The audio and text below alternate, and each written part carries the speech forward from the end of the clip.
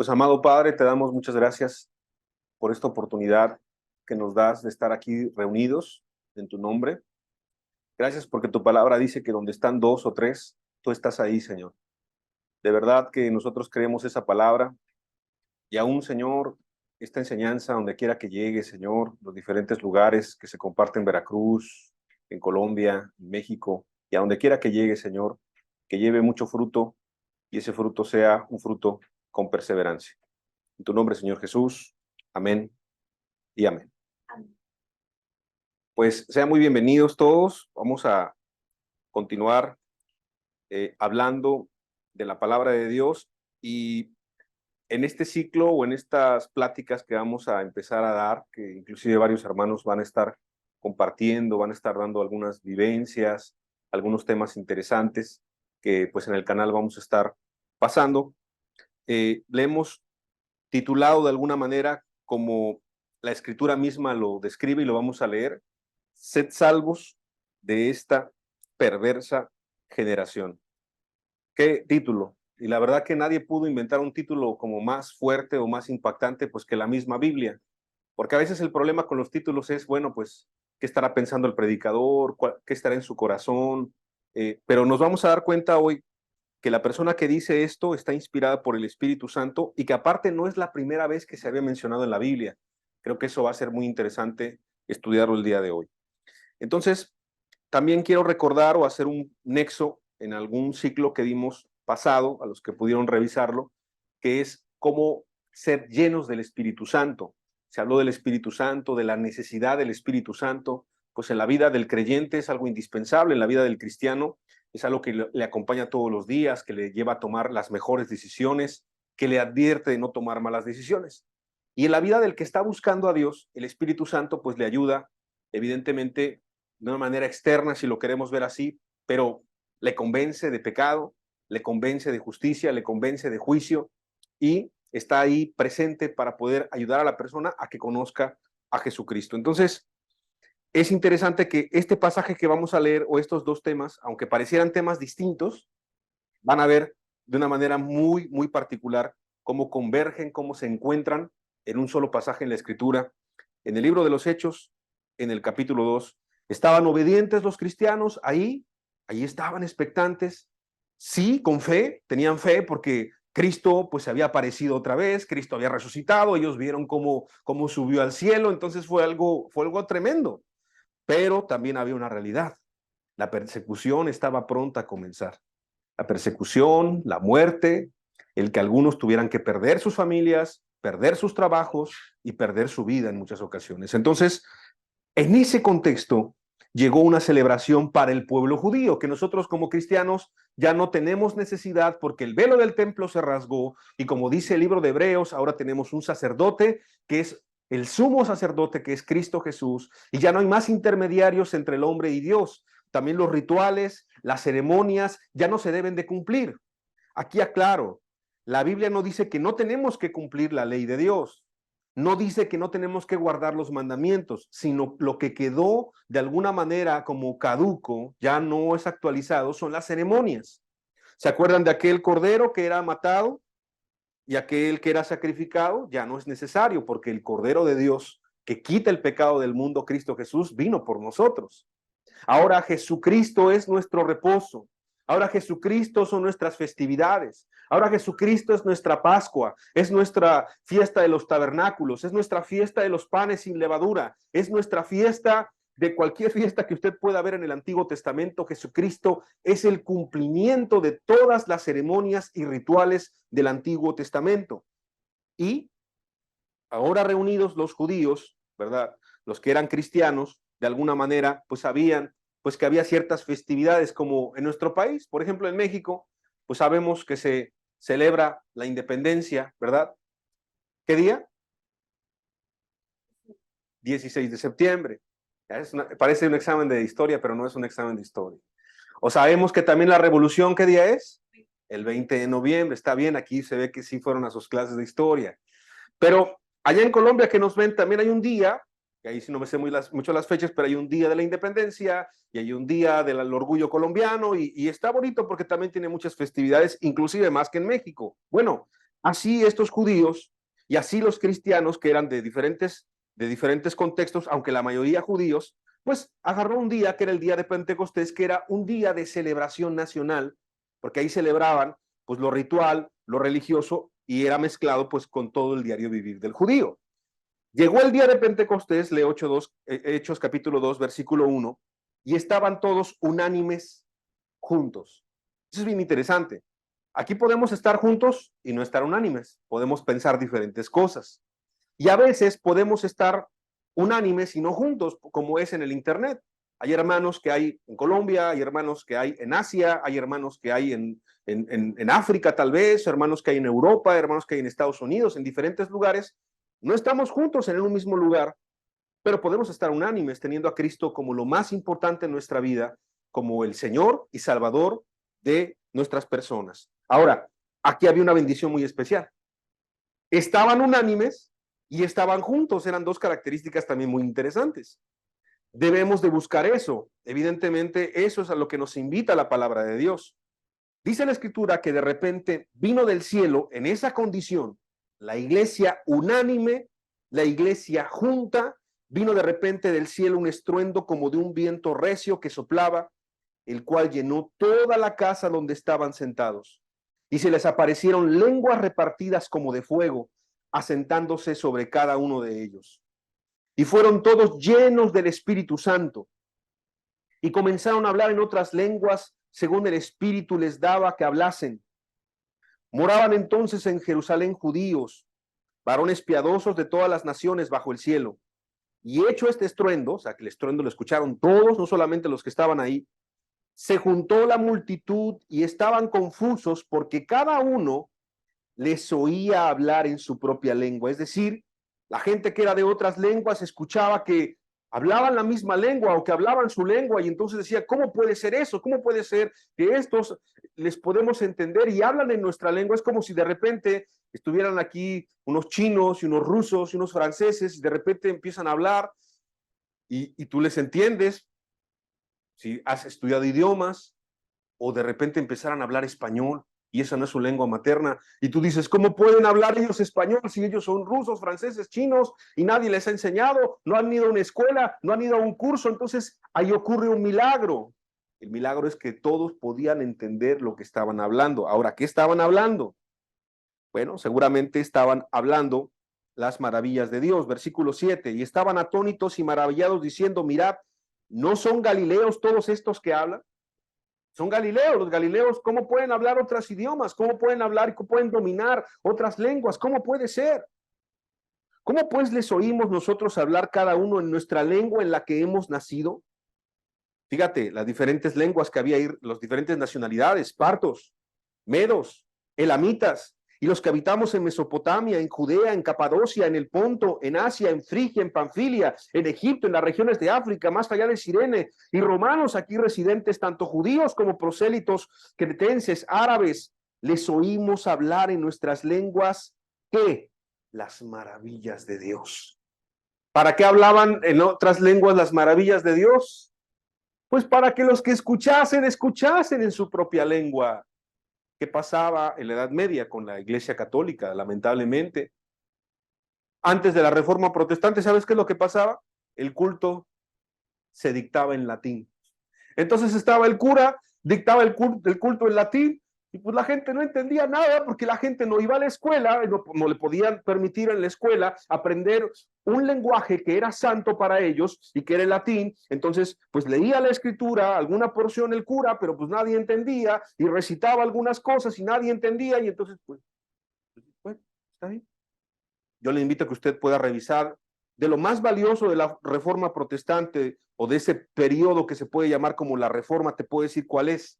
Hubo gente muy valiosa y muy valiente que empezó a traducir la palabra de Dios en la propia lengua. En el alemán fue lo primero, y después al lenguaje común. Entonces esa era una blasfemia para la Iglesia Católica, como la santa palabra de Dios iba a llegar al vulgo, iba a llegar a la gente común y corriente. Para ellos era una blasfemia, pero para Dios es algo muy natural.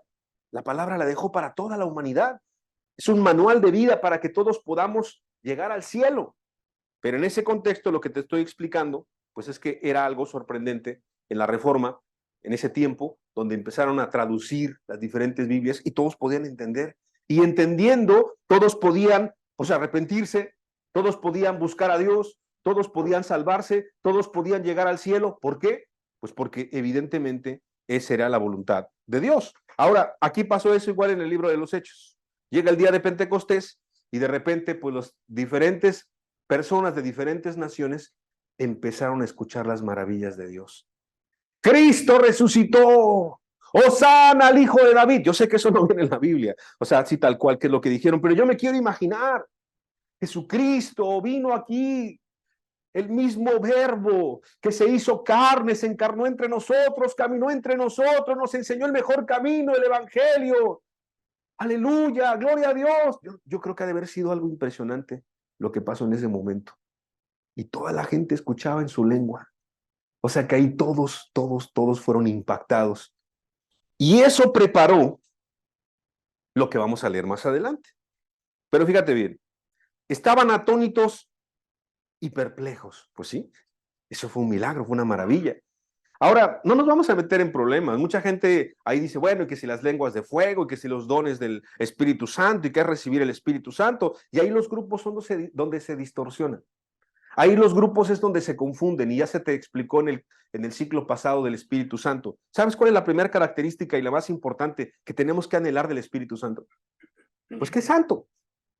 ¿Qué es santo? Entonces, si alguien dice que tiene el Espíritu Santo, pues viva en santidad y viva como Dios manda, como Dios pide, con la ayuda del Espíritu Santo. Entonces, no vamos a entrar en conflictos en un pasaje tan bonito, en una historia tan preciosa y tan impactante que es como la que estamos leyendo el día de hoy. Y así como había personas que pues seguramente empezaron a ser conmovidas en su corazón, empezaron a ser simbradas, a lo mejor imagínate que alguien decía una maravilla de Dios y que decía, no, pues Dios me cambió de la prostitución, de la basura que tenía como vida, del robo, del asesinato. Dios tiene oportunidad, Dios te da la oportunidad de que cambies tu vida y tu corazón. Imagínate que alguien hubiese dicho eso y alguien por allá, un asesino, escucha eso. El Dios de ellos puede cambiar una vida. El Dios de ellos puede transformar un corazón sucio en un corazón limpio. Yo quiero de ese Dios, yo quiero de esa verdad. A lo mejor alguien que era ahí huérfano, no tuvo papá, no tuvo mamá, y que haya escuchado, aunque tu padre y tu madre te dejaren, yo voy a estar contigo. Imagínate una palabra de Dios así impresionante en ese contexto. No, pues eso impacta el corazón. Eso conmueve hasta el más duro asesino, hasta el pecador que tú digas, oye, qué pecados tan terribles hace, porque seamos sinceros, todos venimos de ahí. Todos nosotros nos descarriamos, dice la Escritura, como ovejas. Cada cual se apartó por su camino. Es decir, que aún tu servidor, aún todos los que te podemos compartir, pues venimos de una vida mala. Cristo nos perdonó, Cristo nos cambió, pero toda la gente que estaba escuchando ahí, como esperamos que hoy que toda la gente que esté escuchando el mensaje en los diferentes lugares pueda decir, sí, ese es el Dios no de la religión, ese es el Dios no del protestantismo, ese es el Dios no de tal grupo, sino ese es el Dios de la Escritura, el que puede cambiar, el que puede transformar.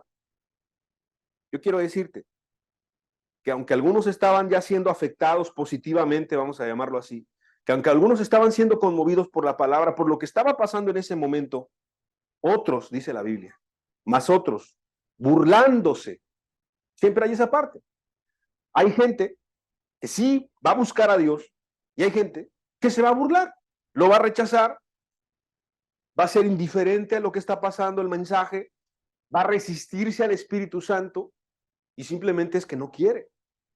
No es porque a Dios le falte poder, no es porque a Dios le falte buena voluntad, es porque no quiere cambiar, no quiere doblegar su vida. Mas otros burlándose decían, están llenos de mosto, o sea, están borrachos. Eso es lo que para ellos pasaba. ¿Te das cuenta? ¿Cómo un mismo hecho puede percibirse de una manera tan distinta por aquel que sí empieza a ser conmovido por la palabra de Dios y por aquel que rechaza a Dios? Muchos han rechazado a Dios. Yo quiero decirte que eso ha sido en todas las épocas, en todas las historias, en todas las edades. Por eso a mí me queda muy claro cuando la Escritura da esos principios, ¿no? Pues podrá haber alguien acostado en una misma cama, un esposo y una esposa, uno va a querer y otro no va a querer. Estarán en el campo dos trabajando, a lo mejor los dos se han criado juntos, son del mismo pueblo, son del mismo lugar, son de la misma nacionalidad, son de las mismas costumbres, pero uno va a creer y otro no va a creer. Hoy mismo pudiera haber aquí alguien sentado de una misma familia, uno quiere, otro no quiere. O a uno le cuesta más trabajo, otro es más sensible. Y pasa lo mismo con la gente de más y menos tiempo. Hay gente que lleva muchos años en una congregación, 20 años supongamos. No quiere tomar decisiones, no quiere tomar nada. Pero de repente llega una persona con mucha necesidad y dice, pues a mí no me interesan los años, a mí lo que me interesa es esto. Yo quiero a Cristo. Esto es lo que he estado buscando toda mi vida. Y esa gente se convierte bien rápido, no a un grupo, sino que le rinde su corazón a Dios. Yo he escuchado testimonios de personas que con 2 enseñanzas que escucharon, creo que es lo más rápido que he escuchado entre nosotros, 2 enseñanzas, la gente fue salva. La primera, un mensaje que sembró su corazón contra el pecado. La segunda, la esperanza y la oportunidad de Cristo que perdona los pecados. En 2 enseñanzas. Esa persona que a mí me dio un buen ejemplo, un buen testimonio, dije, no, 2 enseñanzas. Yo te quiero ser sincero, lo digo no con vergüenza, sino como un dato, ¿no? Cuando yo llegué también a los pies de Cristo, pasaron 2, 3 meses, Dios fue tratando conmigo. Y fue humillándome, y fue humillándome, y fue humillándome, y mostrando mis pecados. Bueno, así es Dios. El problema es que hay mucha gente que pasa los años, no pasa nada en su vida. Entonces, esto está interesante porque se cumple mucho de lo de la parábola, ¿no? Pues unos jornaleros trabajaron al principio del jornal y otros a la mitad y otros al final. Se les paga lo mismo. Entonces los que trabajaron más se enojan, ¿no? Y le dicen al Señor, oye, pues ¿por qué les pagas a ellos igual que a nosotros? Y el Señor del jornal, que es Dios obviamente, le dice, bueno, pues ¿en qué convenimos? Tu pago es igual que el de ellos, pero yo hago con lo mío como yo quiero, ¿no? Y entonces explica Jesús, así será también la búsqueda de Cristo en estos tiempos. Habrá algunos que empezaron antes y no se han decidido. Y habrá algunos que están empezando a buscar y ya quieren saber cómo ser cristianos y ya anhelan cómo poder entregar su vida a Dios y ya quieren realmente estar en la gloria con Dios. Bueno, así es. Había aquí gente atónita y perpleja, ya con su corazón dudando, combatiendo el Espíritu Santo, ya ahí en medio de ellos, aún de los inconversos para convencerlos, y otros burlándose y diciendo, están borrachos. Entonces Pedro, ese es el contexto. En ese contexto, entonces el apóstol Pedro, lleno del Espíritu Santo, poniéndose en pie con los 11, porque Judas ya se había suicidado, alzó la voz y les habló diciendo, varones judíos, fíjate todavía cómo estaba el énfasis en que Pedro pues amaba a los judíos, amaba a los suyos, varones judíos, y todos los que habitáis en Jerusalén de diferentes naciones. ¿A cuáles? Seguramente alguno que otro que se burlaba, aunque esos a lo mejor ya se habían ido. Uno que otro que se burlaba se acercaron para ver qué diría Pedro, pero sobre todo yo creo que los que habían sido afectados con el mensaje se empezaron a acercar como diciendo, a ver, ¿qué pasa aquí? ¿Qué pasa aquí? Dios llamó su atención, se acercan y entonces el apóstol Pedro, lleno del Espíritu Santo, les dice, esto sea notorio y oíd mis palabras, porque estos no están ebrios, lo primero que explico, estos no están borrachos, como vosotros suponéis, puesto que es la hora tercera del día. Mas esto es lo dicho por el profeta Joel. Hemos compartido del profeta Joel en otras ocasiones. Las enseñanzas que hablan de la restauración, que están bien interesantes, bien interesantes. Lo que comió la oruga, lo que comió el saltón, lo que comió el revoltón, lo que comió la langosta, Dios lo iba a restituir, que es un mensaje muy tremendo del profeta Joel. Y es vuelto a mencionar hasta acá. Y entonces, él dice eso, mas esto es lo dicho por el profeta Joel. Y en los postreros días, eso viene al final del libro de Joel, dice Dios, derramaré de mi espíritu sobre toda carne. Y vuestros hijos y vuestras hijas profetizarán, y vuestros jóvenes verán visiones, y vuestros ancianos soñarán sueños, y de cierto sobre mis siervos y sobre mis siervas en aquellos días derramaré de mi espíritu y profetizarán y daré prodigios arriba en el cielo y señales abajo en la tierra, sangre y fuego y vapor de humo. El sol se convertirá en tinieblas y la luna en sangre antes que venga el día del Señor grande y manifiesto. Lo que estaba hablando el profeta Joel, ¿sabes qué estaba hablando él? Estaba hablando, sí, del derramamiento del Espíritu Santo, que ahí estaban viéndolo ellos en Pentecostés, pero también estaba hablando del fin de los tiempos. Así se le conoce en el Antiguo Testamento cuando venga el día grande y manifiesto. Otra forma que viene es grande y terrible. Habrá un día grande y terrible, grande y manifiesto, antes que venga el día del Señor, antes que venga Cristo nuevamente. Hace poco vi una nota del pueblo judío. El pueblo judío estaba lamentándose ahí junto al Muro de las Lamentaciones, uno de los lugares más sagrados de todo el mundo religioso. Ahí se concentran católicos, se concentran judíos y se concentran musulmanes, ahí nada más en ese pedacito en Jerusalén. De un lado está una mezquita, de un lado está el muro, o sea, es una mezcolanza. Y saben una cosa, Dios no manda que adoremos lugares santos, ni cosas santas, porque el único santo es Él. Pero la gente ahí religiosa está ahí. Y me daba tanta tristeza, ¿sabes por qué? Porque el pueblo judío está esperando que el Mesías venga todavía. Ellos están esperando al Mesías. Cuando tú les predicas de Cristo, te dicen, ¿cuál Mesías? Es que siempre hay una posibilidad en cada generación que haya un Mesías, pero el Mesías no ha llegado. Jesucristo, el que tú dices, no fue el Mesías. Ellos niegan a Cristo. Ellos niegan la divinidad de Cristo. Y entonces, ¿cómo van a entrar al cielo si niegan que Cristo es Dios, que Cristo murió por ellos, que Cristo murió por sus pecados? Está cerrada la puerta al cielo para ellos, pero no porque Dios quiera, sino porque la religión les ha metido una falsa idea. Ahora bien, te digo todo esto porque los judíos, si leyera a alguien esa parte del profeta Joel, diría, pues sí, va a venir un día el Mesías. Pero nosotros los cristianos sabemos que el Mesías ya vino. Y el Mesías ya habitó entre nosotros y nos enseñó el camino y nos dio su evangelio de arrepentimiento y fe. Y ya hizo toda la obra perfecta y ya resucitó y está a la diestra del Padre y está intercediendo por nosotros y seguramente está interesado en que este mensaje pueda llegar a nuestro corazón porque Él va a regresar y regresa pronto, muy pronto va a regresar. Y aquí están algunas de esas características. El Espíritu Santo sería derramado sobre toda carne. Ahora, entendamos, sobre toda carne que quiera obedecer a Dios, que ame a Dios. No es que de repente el Espíritu Santo se va a derramar sobre un narcotraficante. No, pues ese está en pecado. Tiene que arrepentirse, tiene que creer en Cristo. Y sí, Dios pudiera hacer eso en cualquier persona, no importa el pecado que haya cometido. Si se arrepiente, cree, se restaura, restituye todo lo que es necesario. Entonces el Espíritu Santo cambia a una persona y sí, la persona, entonces sí, es sobre toda carne que ame a Dios por sobre todas las cosas. Bueno, da otras características bien interesantes, prodigios arriba en el cielo, señales abajo en la tierra, sangre y fuego, vapor de humo, el sol se convertirá en tinieblas, la luna en sangre. Por ahí unas enseñanzas muy interesantes del amado hermano Roberto, que dio acerca de este fenómeno que se pueden conseguir después. Son señales antes del fin, ok.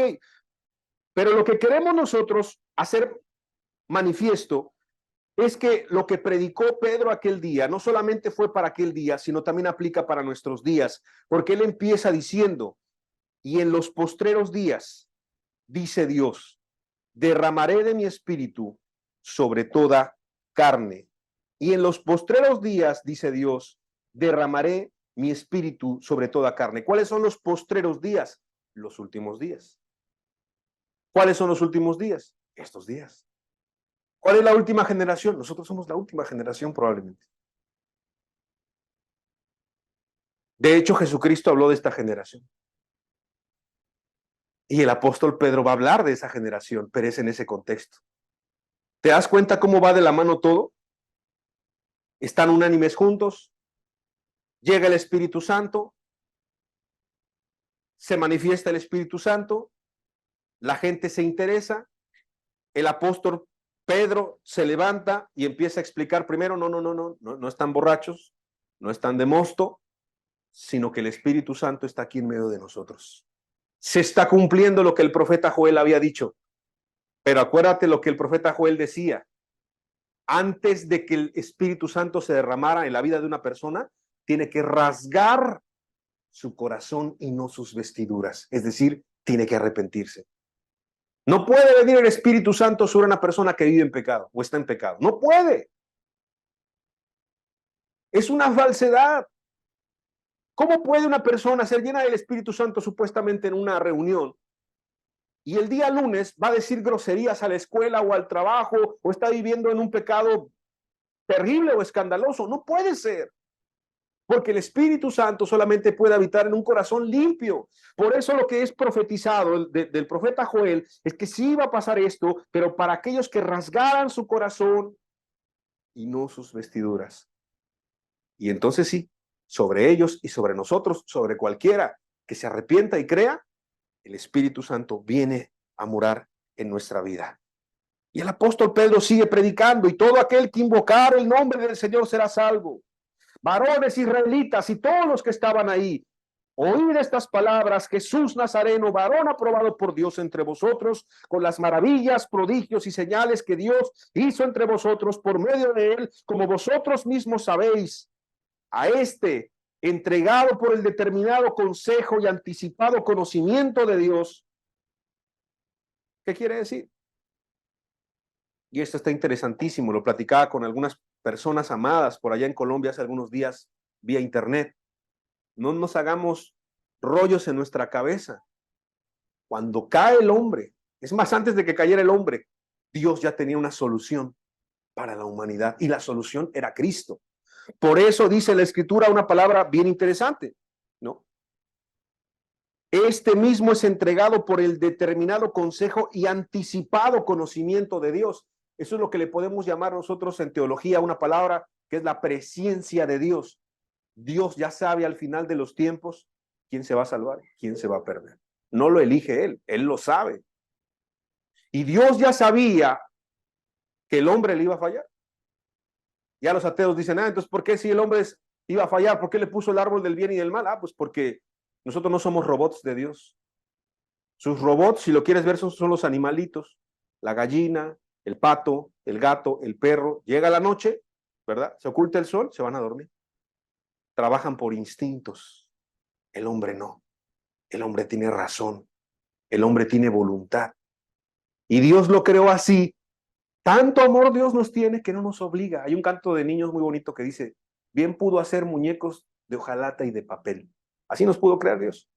Que al oprimirles un botón, cantaran aleluya, dijeran amén, oraran, se portaran bien y todo, pero no nos hizo como robots, nos hizo con libre voluntad. Tanta libre voluntad que alguien puede decir, no, yo no creo en Dios. Esas son fantasías, esas son mentiras, eso no es cierto. Y hay gente que es atea, que es agnóstica, tú lo sabes bien. Pero nosotros sabemos que Dios en su amor nos hizo así, con libre voluntad, para amarlo o para rechazarlo. Y es muy interesante, volviendo obviamente a nuestro tema, pues que en ese determinado consejo y anticipado conocimiento de Dios, pues Cristo fue puesto aquí en la tierra y el cometido de Cristo lo sabemos bien.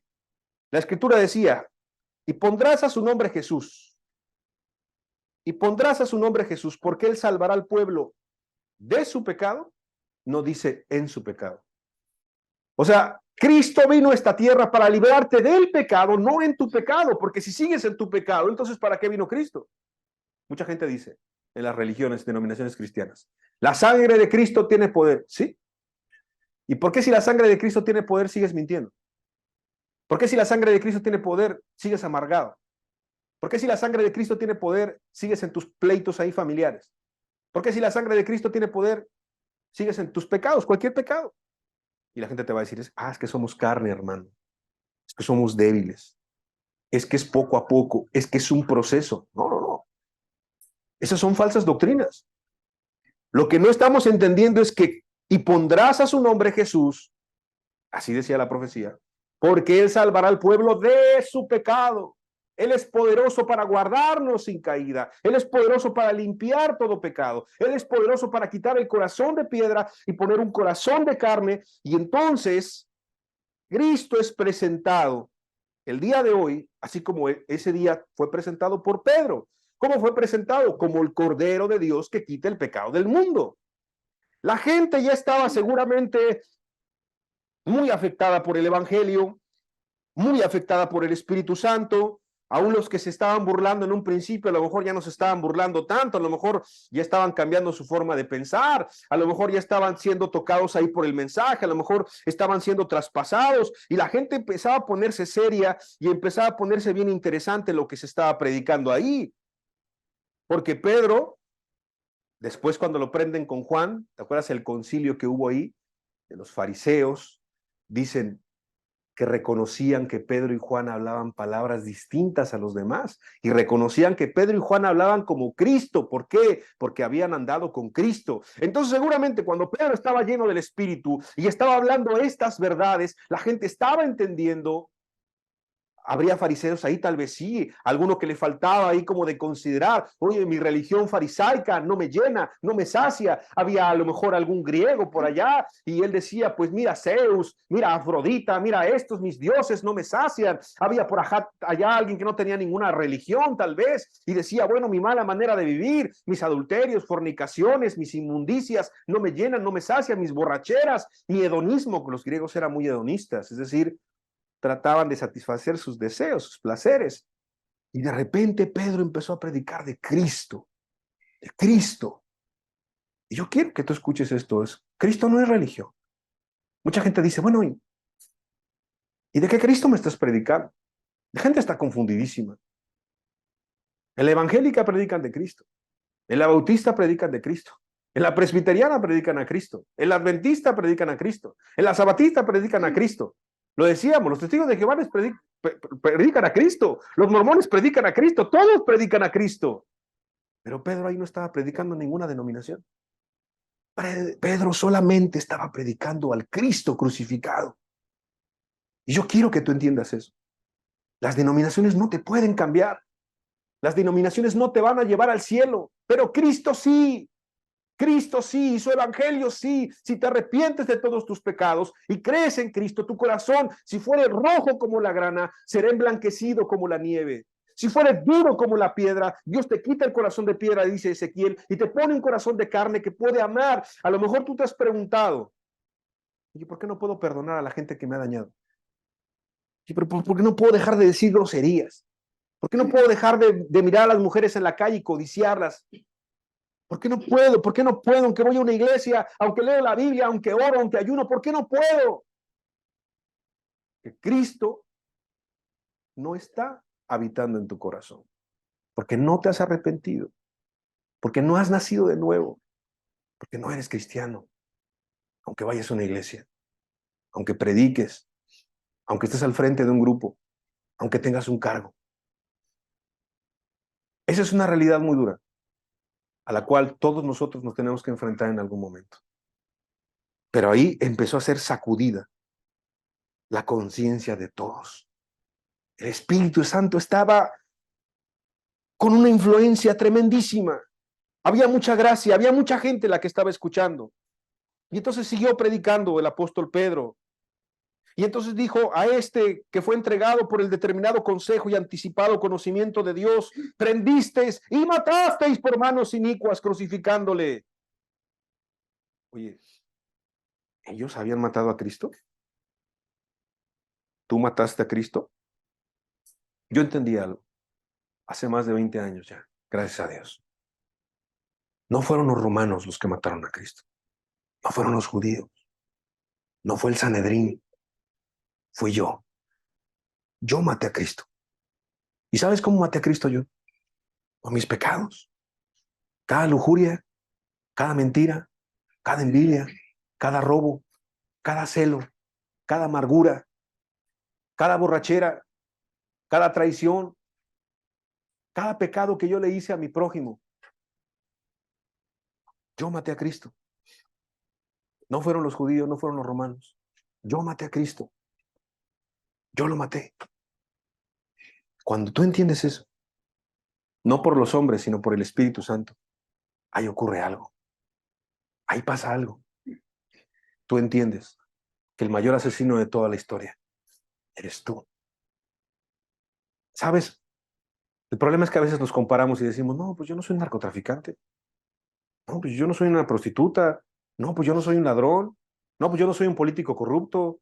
No, pues yo no soy de esa gente que comete fraudes internacionales. Y yo no soy de esos asesinos. Yo no soy un sicario. Yo no soy nada de eso. Pero cuando vemos cómo Dios nos ve, que cada pecado mató a Cristo, que cada pecado lo llevó a la cruz, le crucificó una mano. Le crucificó otra mano, le crucificaron sus preciosos pies. Que la corona de espinas fue puesta por nuestros malos pensamientos.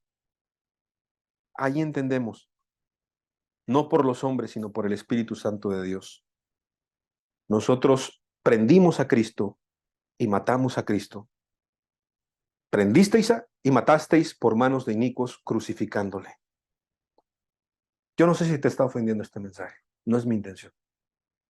Pero si es que tú entiendas que lo que se estaba predicando en ese momento, Dios mismo le estaba dando como un martillazo al corazón de la gente que estaba ahí. El apóstol Pedro llenó su boca no de sus palabras, sino de las palabras que estaban en la Biblia, profeta Joel, pero también que el Espíritu Santo le estaba dando para que le diera a las personas en aquel lugar. Y entonces siguió Pedro predicando, al cual Dios levantó, sueltos los dolores de la muerte. Cristo no pudo ser retenido por la muerte, Cristo fue resucitado. Por cuanto era imposible que fuese retenido por ella, porque David dice de él, había profetizado de Jesús: veía al Señor siempre delante de mí, porque está a mi diestra, no seré conmovido. Por lo cual mi corazón se alegró y se gozó mi lengua, y aún mi carne descansará en esperanza, porque no dejarás mi alma en el Hades, ni permitirás que tu santo vea corrupción. Me hiciste conocer los caminos de la vida, me llenarás de gozo con tu presencia. Y Pedro siguió predicando. Varones hermanos, se os puede decir libremente del patriarca David, que murió y fue sepultado, y su sepulcro está con nosotros hasta el día de hoy. Pero siendo profeta y sabiendo que con juramento Dios le había jurado que de su descendencia en cuanto a la carne levantaría al Cristo para que se sentase en su trono, viéndolo antes habló de la resurrección de Cristo, que su alma no fue dejada en el Hades, ni su carne vio corrupción. ¿Qué estaba hablando? Que David profetizó no de él mismo, sino de Cristo, que Cristo iba a morir, pero Cristo iba a resucitar. Cristo vivió, Cristo predicó el evangelio, Cristo murió por nuestros pecados y Cristo resucitó. Y a esas alturas, yo creo que la gente que nunca había escuchado de Cristo y que sabía que Cristo podía cambiar su vida y que Cristo podía perdonar sus pecados y que Cristo le podía dar un corazón de carne en lugar de un corazón de piedra y que Cristo podía cambiar completamente su vida y le podía dar una nueva, y que Cristo no era una religión, sino que Cristo era una persona y que Cristo estaba vivo. Yo creo que la gente decía: yo quiero a Cristo, yo quiero a Cristo, yo quiero a Cristo. Eso fue impactante. Yo creo que eso fue impactante en ese momento, porque el Espíritu Santo estaba respaldando de tal manera esa predicación. Ahora, cuando dice a este Jesús resucitó Dios, a este Jesús resucitó Dios, de lo cual nosotros somos testigos. O sea, qué tremendo, ¿no? Está diciendo Pedro, no solamente lo resucitó Dios, sino que nosotros lo vimos. No, aquí no son mentiras de que, yo vi que alguien se llevó el cuerpo, como piensan los judíos hasta el día de hoy. No, sino que hay testigos oculares de la resurrección de Cristo. Mahoma está muerto. Alá no existe. Buda Siddhartha Gautama es una fantasía. Gandhi está muerto. Pensadores están muertos. Nietzsche está muerto. John Lennon dijo que él será más famoso que Jesucristo. John Lennon está muerto. Y líderes religiosos están muertos. Y van a estar muertos. Y morirán. Y tú y yo vamos a morir. Pero Jesucristo vive. Y esa es la diferencia del cristianismo y las diferentes religiones. Y yo creo que la gente empezaba a entender que Cristo, si estaba vivo, estaba interesado en que escucharan ese mensaje. Fíjate qué interesante. Así que, exaltado por la diestra de Dios y habiendo recibido del Padre la promesa del Espíritu Santo, ha derramado esto que vosotros veis y oís. Porque David no subió a los cielos, pero él mismo dice: dijo el Señor a mi Señor, siéntate a mi diestra hasta que ponga a tus enemigos por estrado de tus pies. ¿De quién está hablando la Biblia? De Cristo. Sepa pues ciertísimamente toda la casa de Israel que a este Jesús, vuelve a enfatizar, a quien vosotros crucificasteis, otra vez se lo dice, ¿por qué? Porque era necesario para traspasar su corazón. Dios le ha concedido, Dios le ha hecho Señor y Cristo. Muy importante, el cristianismo actual, todos quieren un Salvador. El Salvador del mundo, sabemos que Cristo es el Salvador del mundo, el Salvador de nuestros pecados, pero nadie quiere un Señor. Nadie quiere que Cristo reine sobre él. Este mundo es muy rebelde. No, tú quieres vivir la vida como tú quieras. La gente quiere vivir en sus normas, sus reglas, pero no quiere vivir bajo las reglas de Cristo. Y así dice la Escritura. Cristo se le ha concedido ser nuestro Señor y nuestro Salvador. Bueno, yo no sé si eso haya producido en tu corazón, en el mío sí lo produjo, cuando yo escuché el Evangelio. Al oír esto, se compungieron de corazón. ¿Qué se compungieron de corazón? Te voy a explicar. La palabra compungir de corazón es como un objeto punzocortante traspasar a tu corazón. Así sintieron que se les atravesó el corazón. Es como si de repente, imagínate que tú tienes un amigo que hace muchos años que no ves y te empieza a contar algo. Oye, ¿qué crees que tu amigo tiene un bar, ¿no? Vino hace tiempo alguien a un bar, hace una semana. Un muchacho muy ocurrente, muy chistoso. Ese muchacho decía muchas locuras, ocurrencias, y cuando ya no tenía dinero, pues yo le empecé a disparar empecé a pagarle sus siguientes cervezas, porque era muy chistoso lo que él decía. ¿Y qué crees? Que cuando ya no tenía más, y le seguí pagando y pagando y pagando, ya estaba tambaleándose de borracho y agarró su coche, llegó a la avenida principal y se mató. Tú le estás contando eso a tu amigo, ¿no? Y de repente tu amigo, que hace muchos años que no veías, te dice, ese muchacho era mi hijo. ¿Cómo te sentirías tú? ¿Te sentirías como que la sangre se te baja hasta los pies? ¿No te sentirías como culpable? ¿No te sentirías como condenado? ¿No te sentirías avergonzado? O sea, no tendrías ni dónde meter la cabeza. Bueno, te quiero decir algo. Te quiero decir algo. Cristo está aquí con nosotros. El Espíritu Santo está aquí con nosotros. Y la gente sabe que ha pecado. Sabe que ha matado a Cristo. Pero aquí está la respuesta. Cristo aún así nos quiere perdonar. Cristo aún así nos quiere dar una oportunidad. Porque Él no nos ha pagado conforme a nuestras maldades. Y en ese contexto de tanta gloria, de tanto poder, de tanta autoridad, se compungieron de corazón, dijeron a Pedro y a los otros apóstoles. O sea, la gente ya, la multitud estaba muy afectada, muy aturdida, y entonces les dijeron, varones hermanos, ¿qué haremos? ¿Qué haremos? ¿Qué vamos a hacer? ¿Qué puedo hacer? ¿Qué puedo hacer en mi condición? ¿Qué puedo hacer? ¿Qué hago? Si yo maté a Cristo, sí, ya lo entendí, pero ¿qué hago? Y entonces vino la salida. Pedro les dijo, arrepentíos. Lo mismo que Jesucristo predicó, lo mismo que Juan el Bautista predicó, lo mismo que todos los profetas del Antiguo Testamento predicaron. ¿Qué predicaron? Arrepentimiento. Arrepentíos. Y bautícese cada uno de vosotros en el nombre de Jesucristo para perdón de los pecados.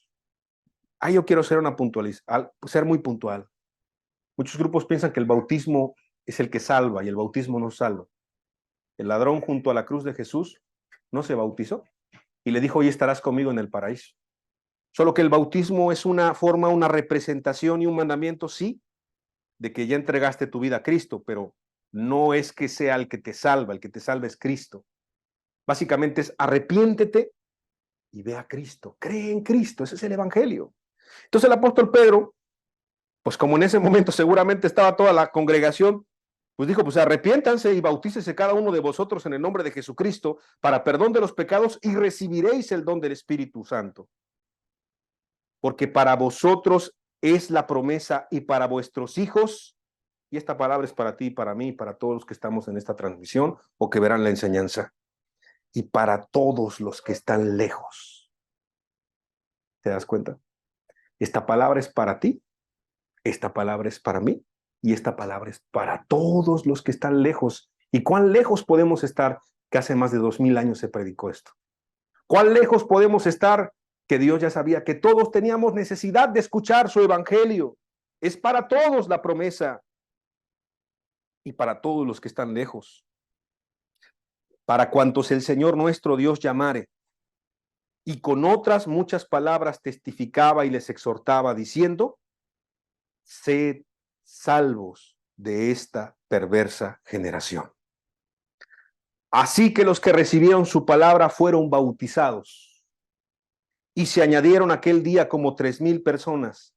Fueron perdonados los pecados de 3000 personas en una sola predicación. Por cuanto el Espíritu Santo es real, por cuanto la palabra llegó a los corazones y los corazones estaban dispuestos a poder entregar sus vidas a Cristo. Hoy los días son distintos.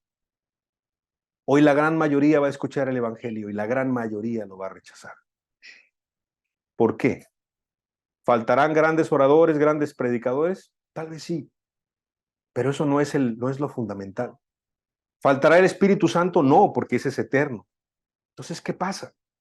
Que los tiempos son de mayor maldad, de mayor peligro, de mayor pecado.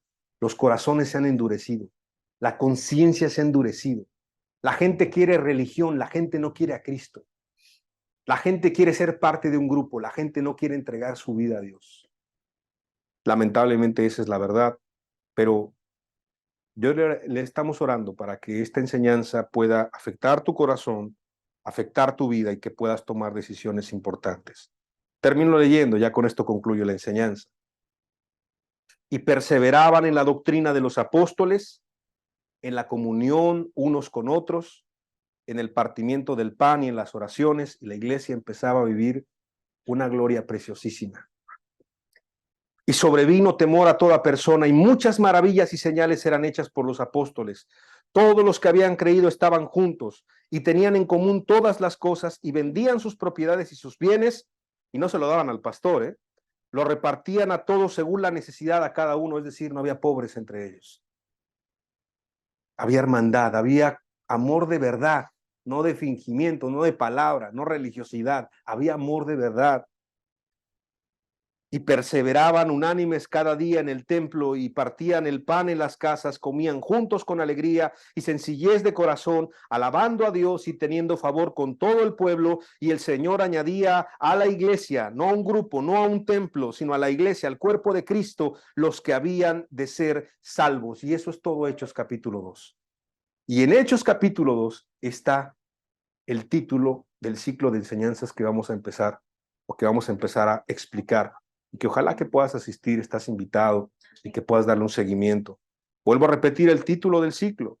En medio de tanta gloria, en medio de tanta salvación, porque hubo salvación de 3000 personas. ¿Salvación de qué? Salvación de nuestra alma, salvación de nuestros pecados, salvación de la ira que vendrá. Huye de la ira que vendrá. Viene una ira, va a destruir todo lo que tú ves. Hace poco estaba junto al mar. Yo le decía a Dios, también todo esto va a ser destruido. Los cielos, la tierra, los montes, todo lo que es precioso, todo va a ser destruido.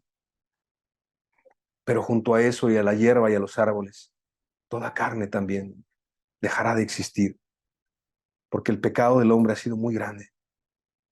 Pero sabes, hay una promesa, ya no en esta tierra, sino en la eternidad, en la patria celestial, donde los que crean en Jesús, que arrepientan y crean, podrán ser parte de esa patria celestial por la eternidad. Y esa es la promesa. Si tú quieres aferrarte a lo que hay en este mundo, a lo que hay en esta tierra, a las diversiones, a los deleites, al pecado, las riquezas, todo esto se va a acabar. Pero el que tenga a Cristo como lo más importante, su corazón estará en el lugar más seguro.